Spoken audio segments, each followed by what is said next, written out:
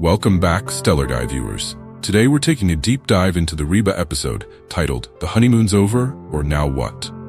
This episode takes us on an emotional roller coaster as Cheyenne and Van return from their honeymoon, ready to settle into married life, only to be confronted by the real challenges of adulthood, family, and high school drama. As always, the episode is filled with Reba's trademarked humor, heart, and of course, chaos. So, sit back, and let's walk through this iconic episode step by step. The episode begins with Reba and her younger daughter Kyra setting up the house for the return of Cheyenne and Van from their honeymoon. Right from the start, Reba's signature dry wit shines through as she mentions that her grandmother made a pillow for her and Brock when they first got married, wishing them a long and happy life together. Kyra, ever the sarcastic one, quips back, "Well, we know it's not a magic pillow," referring to the fact that Reba's marriage to Brock has since fallen apart. This sets the tone for the episode, highlighting how the characters use humor to cope with the tough situations they find themselves in. Cheyenne and Van arrive home from their honeymoon in Galveston, full of excitement and energy. They talk about how much fun they had swimming, walking on the beach, and even buying matching puka shell wedding rings. It's a light-hearted moment that shows just how in love and blissfully unaware they are of the challenges awaiting them. Cheyenne shares that she always dreamed of having a honeymoon in Hawaii, but Van taught her that it doesn't matter where you are as long as you're in love. Van, true to form, chimes in with his blunt humor, stating, "You spend most of your time in bed anyway." This playful interaction between the young couple highlights their youthful energy and naivety, but also the strength of their bond. As they settle back in, Cheyenne has an idea.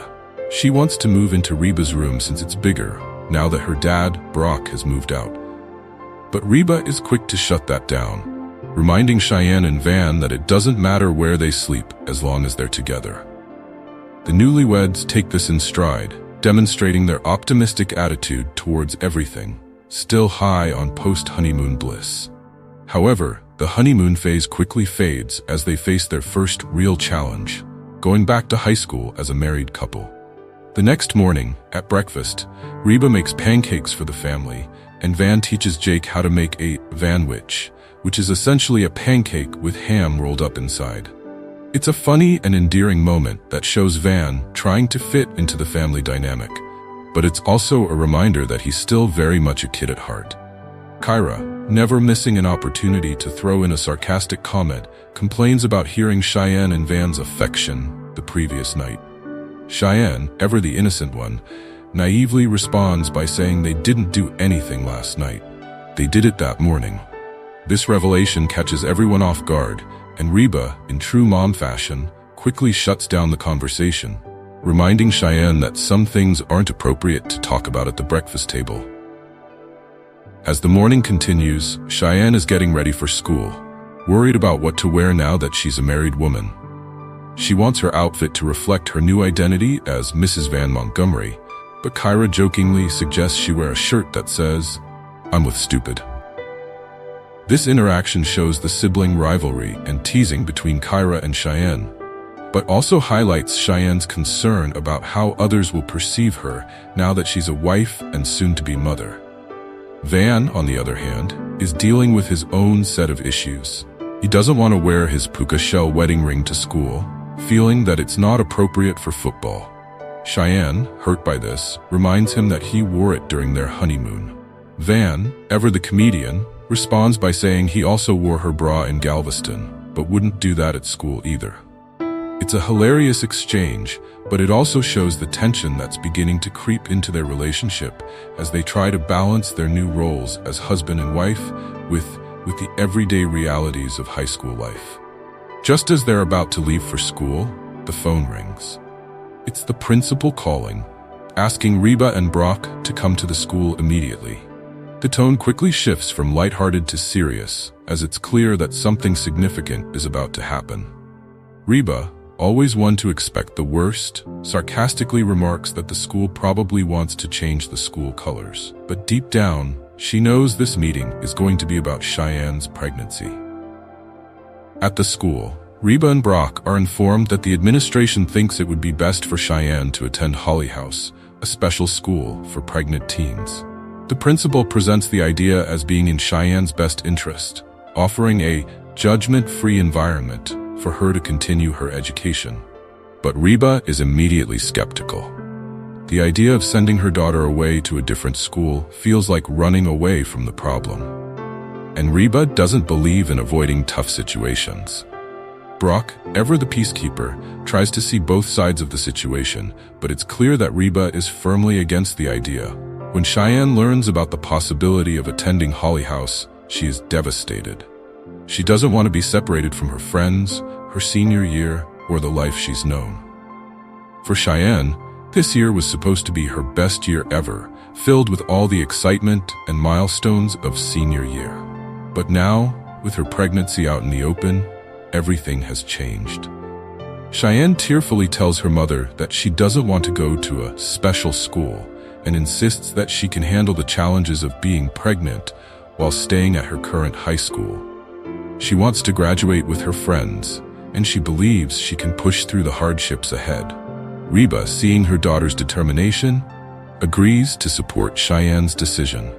It's a powerful moment that highlights the strength of the bond between mother and daughter.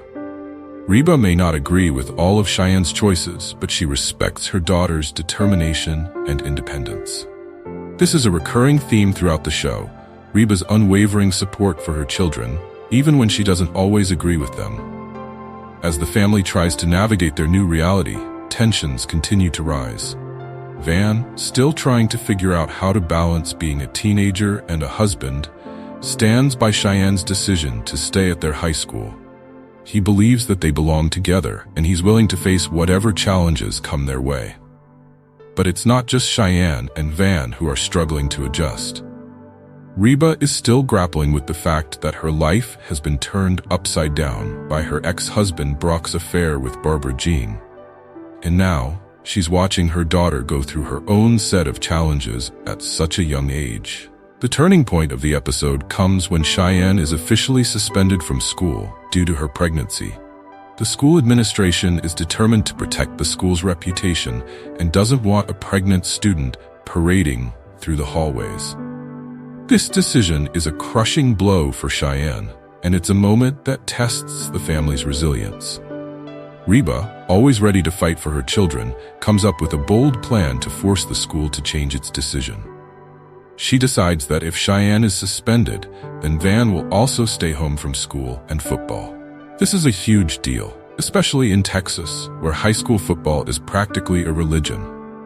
Reba knows that the school can't afford to lose its star quarterback, and she's counting on the pressure from the community to force the school to back down. Van, caught between his loyalty to Cheyenne and his love for football, agrees to go along with Reba's plan. It's a significant moment for his character, as it shows his commitment to his new role as Cheyenne's husband. He's willing to sacrifice his football career to support her, even though it's incredibly difficult for him. As the family waits for the school to make a decision, tensions are high, but Reba remains confident that they'll win. Finally, the school principal, Mrs. Hodge, arrives at the Hart household to offer a compromise. Cheyenne is allowed to return to school, but it's clear that the decision was made purely because the school couldn't afford to lose Van as their star player. Cheyenne, however, isn't satisfied with this. She realizes that the school only wants her back because of Van, not because they value her as a student. It's a powerful realization for Cheyenne, and it shows her growth as a character. She refuses to go back to a school that doesn't respect her, and in doing so, she asserts her independence and strength. The episode ends on a hopeful note, with Reba and Cheyenne reaffirming their bond. Cheyenne may be facing a tough road ahead, but with her mother's support, she knows she can handle whatever comes her way. Reba, ever the fierce protector of her family, has once again proven that she'll stop at nothing to ensure her children are treated with the respect and fairness they deserve. And that's a wrap on this episode. Stellar Guy viewers. The Honeymoon's Over, or Now What? Perfectly encapsulates the heart and humor that makes Reba such a beloved show. This episode is all about facing challenges head-on, fighting for what's right, and standing by the people you love. Whether it's navigating the ups and downs of teenage marriage or taking on an unfair school system, Reba and her family show us that with determination and a little bit of humor, you can get through anything. Be sure to subscribe for more episode breakdowns, and we'll catch you in the next one.